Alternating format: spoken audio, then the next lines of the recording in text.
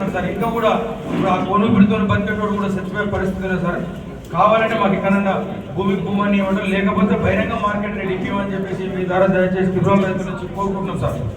ఇప్పటికి కూడా మీకు పలుసార్లు కలిసినప్పుడు కూడా మీరు ఆర్టీఓ గారు కూడా ప్రత్యేకంగా ఫోన్ చేయడం జరిగింది. అదేవిధంగా జేసీ గారికి చేసిరి, కలెక్టర్ గారికి చేసిరి. మేము మామూలుగానే మాట్లాడి కలెక్టర్ గారు మాకు ఏ ప్రకారం ఇస్తారు, ఈ రోజు భూమి తీసుకుంటుంది ప్రభుత్వం ఏ ప్రకారం ఇస్తుంది, 2013 భూసేకరణ చట్టం ప్రకారం ఇస్తుందా, R&R ప్యాకేజ్ వాడుతుందా, ఆర్బిటీ కింద ఇస్తుందా, మాకు ఆర్టీఓ గారు సమాచారం చెప్పట్లేదు, జేసీ గారు చెప్పట్లేదు, కలెక్టర్ గారు చెప్పట్లేదు.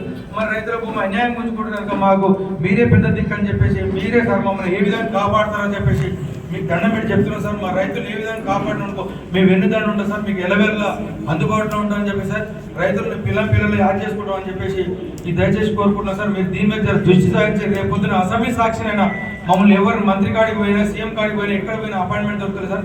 మీరే మాకు దిక్కు సార్. మీకు దయచేసి అసెంబ్లీ సాక్షిగా ఈ ట్రిపుల్ ఆర్ బాధ్యతల పట్ల మీరు మా తరఫున మాట్లాడి మాకు న్యాయం చేయగలరని కోరుకుంటున్నాం సార్.